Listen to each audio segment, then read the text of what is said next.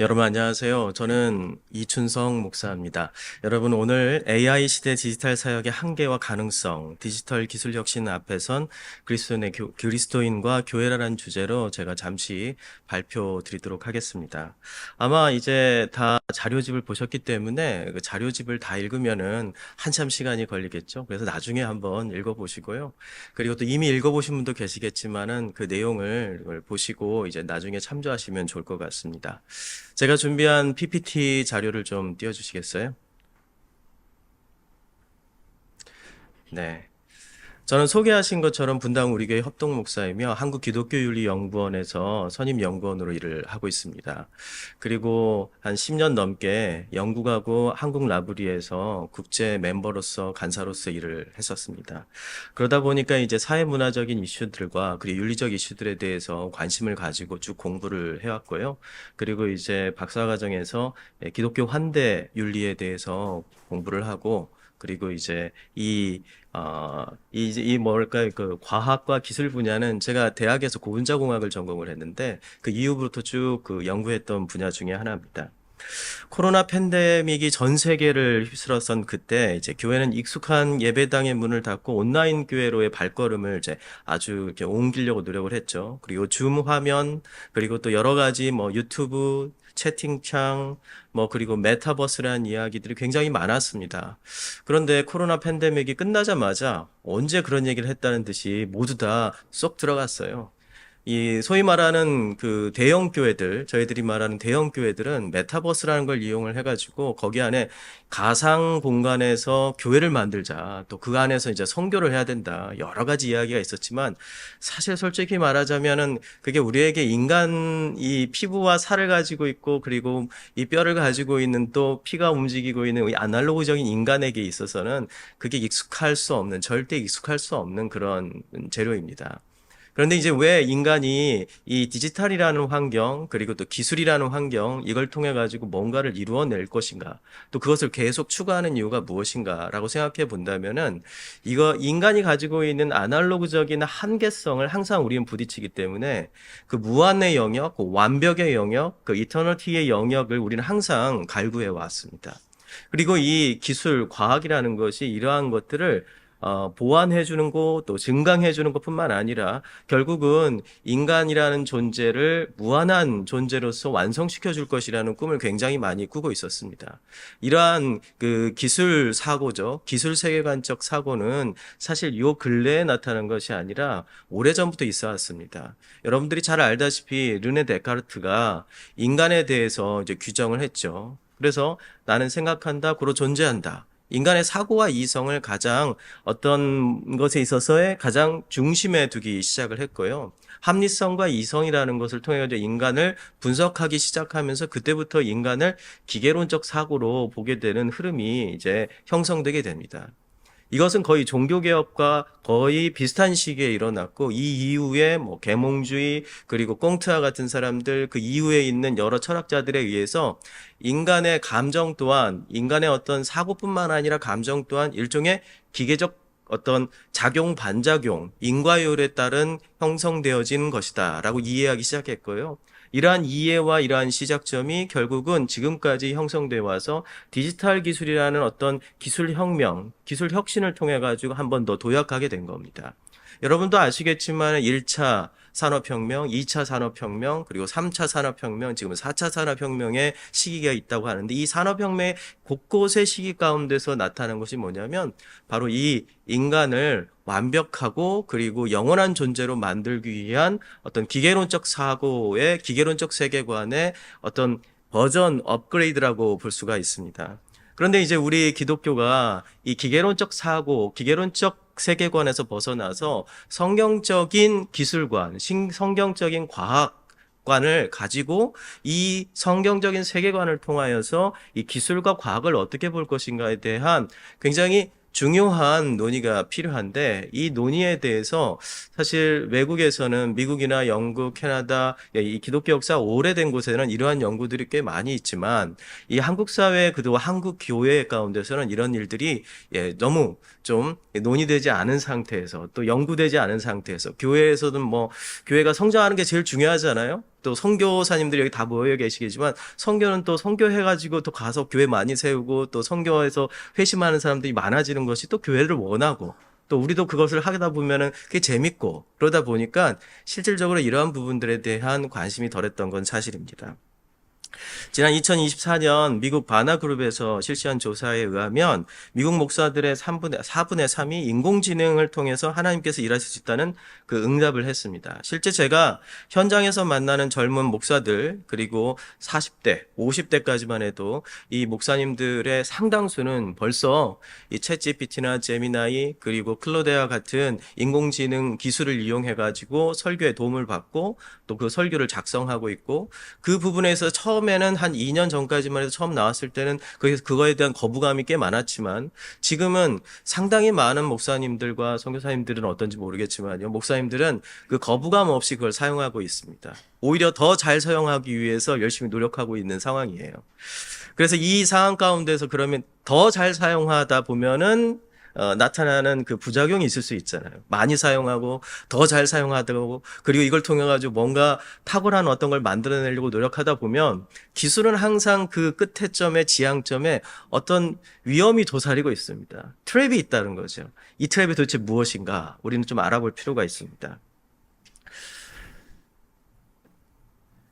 이 사람이 누구냐면은요, 2011년 미국 시사 주간지인 타임지의 표지의 어떤 핵심 주제를 가지고, 나타나면서 그때 이제 주목받게 된 사람입니다. 지금 이제 우리가 대부분 잘 알고 있는 싱귤라리티라는 이 특이점 이론이라는 내용이 있는데요. 그때 2011년도의 특이점, 그러니까 싱귤라리티라는 말을 처음 들었을 때 사람들이 이게 도대체 뭐야? 라고 생각했습니다. 좀 괴이한 단어인 거죠. 이 단어를 처음으로 이야기를 하고 그리고 이 단어에 대해서 주장을 했던 사람인데요. 여러분 여기 제가 와가지고 여기 교회에 이 그 신지사이저 그 키보드를 좀 봤어요. 여기는 이분이 만든 그 신지사이저를 사용하지 않네요. 그런데 제가 교회 갈 때마다 다른 교회 갈 때마다 보면 이분이 만든 신지사이저를 사용해요. 커즈웰. 이거 교회마다 다 가지고 있거든요. 근데 이분이 만든 회사에서 이분이 만든 그 신지사이저예요. 그런데 여긴 야마하 쓰시네요. 더 비싼 겁니다. 더 좋은 걸 쓰시네요. 네. 그때 이분이 주장한 게 뭐냐면 2045년이 되면 인간과 기계가 통합되어서 인간은 불멸의 존재가 될 것이라고 이야기를 했습니다. 이걸 좀 설명을 드린다면은 뭐냐면은 인간 안에 있는 뇌에 있는 모든 기억과 데이터를 이제 하드디스크에 백업을 시킬 수 있다는 거예요. 그리고 이 백업을 시키면 우리의 모든 기억들이, 우리가 살아왔던 모든 기억들이 이 디스크 안에, 하드디스크, 요즘 SSD라고 하죠. 하드 안 하고 SSD에다 다 백업이 되는 거죠, 기억이. 그리고 난 다음에 이제 마치 컴퓨터의 OS를 업그레이드 하듯이, 이제 운영체제를 업그레이드 하듯이 그 컴퓨터의 운영체제, 인공지능 OS를 만드는 거죠. 그래서 그 인공지능 OS를 탑재한 휴머노이드, 인간의 모습과 동일한 로봇을 만드는 겁니다. 그리고 우리의 이 머릿속에 있는, 뇌에 있는 모든 기억들을 백업한 하드디스크를 거기에다가 딱 끼워주면 어떻게 되죠? 나의 모든 기억이 그 OS, 인공지능 OS를 통해 가지고 다시 구현이 되면서 이때부터는 이제 그 사람의 IQ는 과거에 96이었다면은 그 IQ가 이제 200, 300, 400, 500이 되는 겁니다. 그러면서 모든 기억은 과거의 기억을 다 가지고 있기 때문에 기억 자체가 그 사람의 정체성이다라고 생각한다면 그 사람이 더 증강되고 더 스마트해지고 더 지혜롭고 더 똑똑해진 인간으로, 완벽한 인간으로 재탄생되어서 영원히 이 몸만 바꿔가면서, 왜 그러냐면 버전 업그레이드가 되는 거죠. 휴머노이드 로봇이 계속 버전 업그레이드 되면서 계속 영원히 살 수 있는 길이 있다. 이게 바로 이 인간과 기계가 통합되는 시점, 이것이 바로 특이점 시대고, 이 시대를 바로 2045년이라고 얘기했습니다. 이 커젤이 어렸을 때 사진인데요. 이 사람은 음악가를 꿈꾸었는데요. 그래가지고 이제 이 음악가로 꿈꾸었는데 단순히 음악가를 꿈꾼 게 아니라 이 사람은 어떻게 생각해요? 이 어렸을 때부터 컴퓨터를 통해 가지고 음악을 작곡하고 그리고 플레이할 수 있다라고 생각을 했어요. 이 시대 때부터 1970년대일 겁니다. 그러니까 그런 생각을 가지고 있으니까 이 사람이 이 신지사이저나 키보드를 만들 수 있는 기술을 만들게 된 거죠. 그리고 이제 2045년이 되면은 아마 인간과 기계가 통합될 것이라고 이분은 생각을 했던 것 같습니다. 이런 식의 휴머노이드 로봇을 만들게 될 것이고요. 그리고 이런 챗 GPT와 같은 인공지능 OS가 계속 버전 업그레이드 되는 거죠. 4.5고 지금은 3.5 뭐 이런 식으로 해가지고 이렇게 계속 이제 업그레이드 되면서 더 성능이 뛰어나지게 되고 그 안에 이제 그 한 개인의 기억을 딱 집어넣으면은 이제 그 사람으로 재탄생 된다는 겁니다. 이 불가능할 것 같죠? 저는 이 사실을 이제 2011년도에 타임즈를 보면서 처음에 이걸 볼 때, 이게 가능해? 이건 거의 거짓말인데? 공상과학인데? 이렇게 생각을 했는데요. 제가 챗 GPT가 나온 다음에 그 챗 GPT를 이제 유료 버전으로 이제 사용하기 시작한 지 벌써 2년이 됐는데, 사용하기 시작하면서부터 이게 가능할 수도 있겠구나라는 이 두려움이 엄습해 오더라고요. 인공지능 기술에 대해서 잠시만 좀 설명을 드리겠습니다. 인공지능 기술에 대해서 제가 설명을 드리면서 이제 차트를 보여드릴 텐데요. 이 차트를 보면은 인공지능에 대해서 대부분 이해할 수 있는 차트입니다. 이게 Artificial Intelligence, the Modern Approach라는 이 인공지능에 대한 교과서가 있습니다. 이게 세계적인 교과서인데요. 러셀 로빅과 그 다음에 스튜어트 러셀과 그리고 피터 노빅이라는 사람이 쓴 이 책의 내용인데요. 이 책의 내용 중에 이제 이 부분을 보면 여러분들이 다 알 수 있는 내용인데요. 이 세로축은 구현하고자 하는 대상을 기준으로 삼아서 위로 갈수록 사고에 초점을 맞추고 아래로 갈수록 이제 행동에 초점을 맞추죠. 그리고 가로축은요, 목표 수준을 설정해가지고 왼쪽으로 갈수록 왼쪽으로 갈수록 인간처럼, 그리고 오른쪽으로 갈수록 합리적으로 그 완벽하게 어떤 합리성을 가지고 사고하는 존재인 거죠.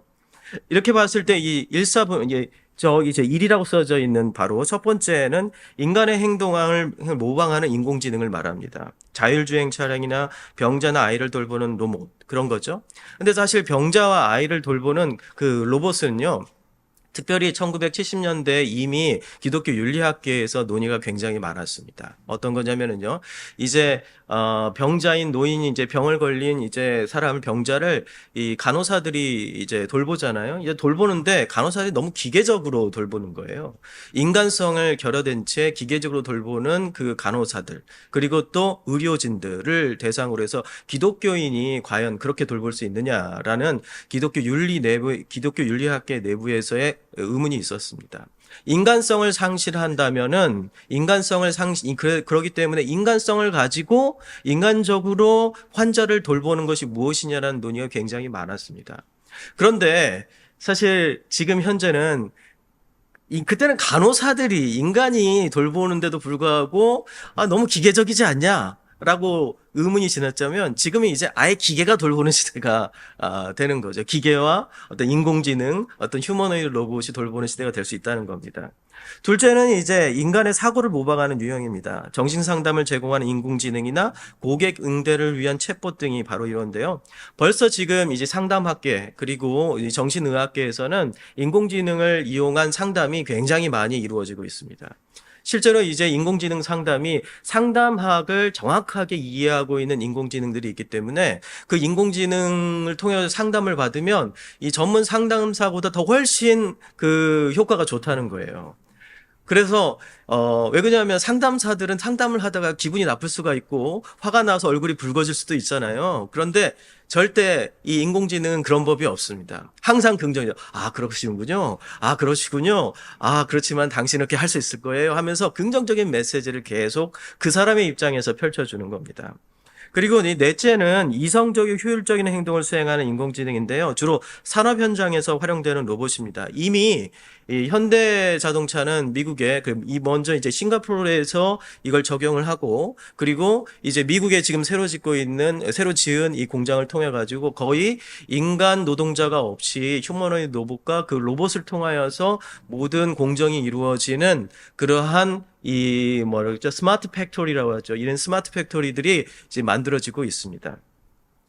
그리고 인공지능과 인간의 관계를 좀 제시를 해보면은요. 그러면 이제 인공지능과 그리고 인간의 관계를 이제 4가지 모델로 한번 정의해 볼 수 있는데요. 이 내용은 영국과학정책연구소와 석시스 대학 기술혁신 경영교수인 장영하 박사가 만들어 놓은 정리해 놓은 내용을 제가 여러분들한테 소개를 합니다. 이 가로축을 변화의 성격으로 설정을 하고 그 왼쪽을 증강, 오른쪽을 자동화, 오토메이션이라고 구축을 하고요. 이 세로축을 통제권으로 삼아서 왼쪽은 이제 인간이 주도하는, 위쪽은 인간이 주도하는 통제, 아래쪽은 인공지능이 주도하는 통제로 나눈다면 이 인공지능과 인간의 관계를 이 네 가지 형태로 우리가 나눠볼 수가 있습니다. 이 첫 번째로 공존의 모델인데요. 공존의 모델은요, 인공지능이 인간의 능력을 증강시켜주는, 이렇게 도와주는 거죠. 그래서 인간의 어떤 핸디캡이나 부족한 부분을 보완해주고, 또 보완해줄 뿐만 아니라 인간을 더 탁월하게 만들어주는 효과를 갖게 합니다. 그러니까 이거 사실 우리가 인공지능을 통해 가지고 원하는 바가 바로 이겁니다. 우리의 인간의 부족한 부분을 증강을 시켜 가지고 인간을 탁월하게 만들어 줬으면 좋겠다. 이런 생각을 하고 있죠. 그리고 둘째는 의존 모델인데요. 자동화된 기술을 인간이 통제하듯 보이지만 실상은 기술에 점점 더 기대해가는 상태를 말합니다. 이 반복적인 일을 덜어주는 자동응답 시스템, 취향을 읽어내는 맞춤형 추천 서비스, 인공지능 이런 것을 통해 가지고 이 삶을 더욱더 효율적으로 만들어주긴 하는데 이제 이게 조금씩 우리의 이제 선택권이 이제 좁아지면서 우리가 거기에 의존하게 되는 거죠. 그러면서 이제 세 번째 단계로 넘어가는데요. 그게 뭐냐면 수능의 모델로 넘어가게 됩니다. 이게 이제 그냥 이 의존을 조금씩 하는 게 아니라 이 아예 그냥 모든 통제권들이 어떻게 되냐면 인공지능이 나를 통제하게 만드는 거죠. 그래서 아침에 일어나면 인공지능이 이제 오늘 일정은 이렇습니다. 그리고 오늘 당신이 해야 할 것은 뭐렇습니다. 하면서 모든 것들을 이제 인공지능이 해주게 되는 겁니다. 그리고 넷째는 이제 대립 모델이 되는데요. 이 대립 모델은 인공지능과 인간이 이제 대립이 되게 되는데요. 고속 주식거래 알고리즘이나 자율무기 시스템처럼 통제권이 인간에서 멀어지게 될 때 우리는 기술과 긴장관계를 맺게 되죠. 그래가지고 이제 이 긴장관계가 결국 편리함과 동시에 불안과 위협을 내포하게 되고 그런 순간 나의 모든 통제권이 상실했다. 그리고 나의 주권이 상실했다. 이렇게 생각하면 어떻게 될까요? 이제 인공지능과 대립의 관계로 우리가 앞에서 이제 송 교수님처럼 이제 나 인공지능 사용 안 한다. 이렇게 되실 수 있게 되죠. 벌써 대립으로 가시는 것 같아요. 좀 빠른 것 같습니다. 예, 그러면 이제 인공지능의 기독교 윤리적 쟁점들을 한 몇 가지만 말씀드릴게요. 첫 번째는 이제 기술 관료주의와 감시와 통제입니다. 인공지능이 행정과 사회 시스템 신축 부분까지 스며들게 되면서 합리성과 효율이라는 이름 아래에서 인간적인 판단하는 아날로그적 자리가 점점 잃어가게 되죠. 왜 그러냐면 인공지능이 너무 정교하고 정확하게 오니까 이제 어떤 말일까요? 신뢰가 안 되는 거죠. 사람이 하는 게 진짜 신뢰가 안 되는 겁니다. 사람 의사가 이 진단을 하는데 이게 그다음부터 이제 신뢰가 안 되는 거죠. 저 의사가 도대체 날 제대로 진단해 주는 거야. 차라리 인공지능한테 물어보겠다. 이렇게 생각할 수 있게 되는 거죠. 목사가 설교를 하는데 이 목사가 설교하는 게 도대체 제대로 된 해석이야? 나 차라리 인공지능한테 설교를 듣겠다. 이렇게 될 수 있는 겁니다. 그러면서 이제 모든 영역에 있어서 전 데이터 행정이 모두 다 인공지능이 이제 통제를 하게 되고 인공지능에 의해서 움직이게 되는 순간 어떻게 되냐면 이제 인공지능 이 OS와 이 플랫폼을 독점하고 있는 사람이 모든 걸 통제할 수 있게 되는 겁니다. 그러니까 새로운 플랫폼 국가 복합체라는 새로운 전체주의가 만들어지게 될 수 있다는 거죠. 여러분도 잘 아시면 1984라는 조지 오웰의 소설에 나오는 이 빅 브라더와 같은 그러한 존재. 사실 그러니까 인공지능이 모든 걸 통제한다기보다 그 인공지능 시스템을 소유하고 있는 인간이 모든 걸 통제하게 됩니다. 그래서 여러분도 알겠지만 스타워즈와 같은 그 미래 사회를 그리고 공상과학 소설과 공상과학 영화를 보면은요 대부분의 그 정치 체제가 뭐냐면 이 공화정이나 그리고 리퍼블릭이나 뭐 이런 그 민주주의 체제가 아니에요. 거기 보면은 다 귀족과 왕족 체제로 되어 있습니다. 왜 그러냐면 그 최고의 꼭대기에 있는 존재들이 뭘 소유하죠? 기술의 모든 것들을 소유하고 있는 존재들이에요. 그러니까 기술이 발달하면 발달할수록 그렇게 된다는 겁니다. 또 이제 두 번째는 기술 격차와 불평등이 심화됩니다. 그리고 이제 여러분도 아시겠죠? 이건. 그리고 증강의 시대 능력주의가 더 강화되어지는데요. 이 능력주의가 강화되면 강화질수록 우리가 이제 그걸 공로주의라고 우리가 메지토크라시라는 말로 우리가 이걸 다시 바꿀 수가 있어요. 그러면 이것이 우리에게 주는 그 문제점이 뭐냐면 오직 은혜로만 구원받는다는 우리의 구원의 사상과 정면 대립하기 시작하게 됩니다. 그리고 증강된 자아, 그리고 이 증강의 중심에는 뭐가 있냐면 자아가 있는 거죠. 인간의 증강이지 하나님을 향한 어떤 그 마음의 증강이 아니에요. 그러다 보니까 이 증강의 끝에는 인간이라는 주체가 있게 됩니다. 하나님이라는 주체가 아니라요. 이러한 문제점이 이제 기독교 윤리적으로 볼 수 있습니다. 그러니까 성경이 말하는 기술 혁신을 우리가 본다면 저는 대표적으로 바벨탑에서 나오는 기술 혁신이라고 보는데요. 이제 바벨탑 사건 이전에 뭐가 있었죠? 노아의 홍수가 있었고 완전 싹쓸이를 하잖아요. 그 전에 있었던 모든 문명과 기술이 다 사라집니다. 그리고 그 이후에 이제 그 이후에 아주 핵심적인 기술들이 나타나기 시작하는데 그게 뭐냐면 두 가지 기술인데요. 벽돌을 찍어내는 기술이 나오고, 그리고 두 번째로 이제 역청을 통해 가지고 그 벽돌로 건물을 지을 때 그것을 높게 지을 수 있는 어떤 붙여주는 그러한 역할을 하게 됩니다. 이 두 기술이 이제 기술 혁신으로 나타나면서 그들이 이제 바벨탑이라는 하늘에 닿을 수 있는, 하나님까지 갈 수 있는 그러한 어떤 자신의 욕망을 실현할 수 있는 기술을 체득하게 되고, 그러자마자 이걸 이제 시도하기 시작하는 거죠. 그런데 재미있는 것은 하나님께서 이렇게 얘기합니다. 또 말하되, 하나님께서 그러죠. 이 사람들이 말하죠. 예, 성읍과 탑을 건설하여 그 탑 꼭대기를 하늘에 닿게 하여 우리 이름을 거기에 내고 온 지면에 흩어짐을 면하자. 이렇게 얘기를 하죠. 그러니까 뭐라고 해야죠? 하늘에 닿게 하자고 하잖아요. 그런데 성경에 보면은 뭐라고 하냐? 하나님께서 이 바벨탑이 어떻게 지었는지를 보시기 위해서 내려오셨다라고. 하늘에 닿았으면 내려올 필요가 없는데, 예, 하늘에 닿으면 내려올 필요 없는데 하나님께서 내려오신다는 거예요. 이것을 유대인 학자들은 이 표현에 대해서 굉장히 중요하게 여깁니다. 유대인은 다 구약밖에 없으니까. 유대인 학자는 이걸 굉장히 중요하게 여겨요. 왜냐하면 인간이 아무리 노력을 해도 하늘에 닿는다고 해도 결국 하나님의 입장에서는 내려다봐야 되는 것이지, 수평적으로 볼 수 있는 존재가 아니라는 겁니다. 그러니까 인간의 기술이 아무리 탁월하다 하더라도, 또 그 기술의 끝이 하나님과 맞닿는 하늘에 있다 할지라도 결국 그 기술은 하나님께 절대 도달할 수 없는 한계점을 가지고 있다는 겁니다.